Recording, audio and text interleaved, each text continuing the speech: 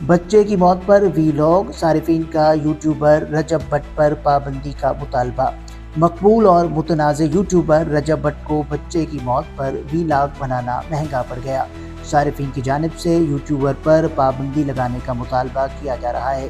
رجب but نے 2 دن پہلے اپنے یوٹیوب پر ایک ویلاگ اپلوڈ کیا جس میں انہوں نے کہا کہ اسپتال میں داخل رجب خاندان کا بچہ اب اس دنیا میں نہیں رہا، اور تھمبنیل پر بچے کی کفن میں لپٹی ہوئی تصویر بھی لگائی جس پر صارفین کی جانب سے ان پر خوب تنقید کی جا رہی ہے۔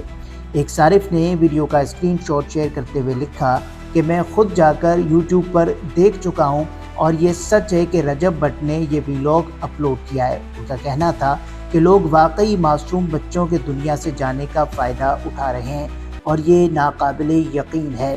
صارف کا مزید یہ بھی کہنا تھا کہ اللہ تعالیٰ ان کو اور ان کے فالوورز کو ہدایت دے۔ حمزہ نامی ایک صارف نے یہ بھی لکھا کہ جب میں ان یوٹیوبرز پر تنقید کرتا ہوں تو ان کے چاہنے والے ہمیں برا بھلا کہتے ہیں، اور اب یہ لوگ موت کا بھی ویلاگ بنا رہے ہیں، اللہ ان کو ہدایت دے۔ ایک اور صارف نے کہا کہ اللہ بچے کو جنت میں جگہ دے، لیکن اس کا ویلاگ بھی بن چکا ہے، یہ نسل کس طرف جاری ہے۔ ایک سوشل میڈیا صارف کا یہ بھی کہنا تھا کہ رجب بٹ پر پابندی لگائی جائے۔ انہوں نے مزید یہ بھی کہا کہ ہمیں رجب بٹ اور اس کے اہل خانہ کو یہ بتانا چاہیے کہ اس کا کنٹینٹ اب بہت آگے جا چکا ہے۔ اگر اس پر پابندی نہیں لگائی گئی تو ہر دوسرا ویلاگر اس کی پیروی کرے گا۔ عائشہ وسیم نے یہ بھی کہا کہ پیسے کے لیے ایک بچے کی موت کا فائدہ اٹھایا جا رہا ہے، یہ ڈوب مرنے کا مقام ہے۔ حدیقہ یہ لکھتی ہیں کہ دولت کا نشہ آ جائے تو لوگ موت کا بھی فائدہ اٹھاتے ہیں، جبکہ ایک اور صارف نے کہا کہ یہ اب بزنس بن چکا ہے۔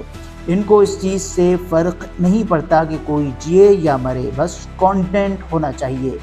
واضح رہے کہ انتقال کرنے والا بچہ رجب بٹ کے خاندان سے تعلق نہیں رکھتا، بلکہ وہ یوٹیوبر کا فین تھا، اور بچے کی اسپتال سے ایک ویڈیو دکھائی گئی تھی جس میں وہ رجب بٹ سے ملنے کی خواہش کا اظہار کرتا ہے، لیکن رجب بٹ ان سے ملنے نہیں گئے، اور ویلاگ میں بتایا کہ ان کا بچے سے ملنے کا پلان تھا، لیکن ان کے والد کا آڈیو پیغام آیا کہ وہ بچہ اپنی سالگرہ والے دن انتقال کر گیا ہے۔ اب رجب بٹ کا اپنے ویلاگ میں کہنا تھا کہ وہ بچے کے والد سے ملنے ضرور جائیں گے۔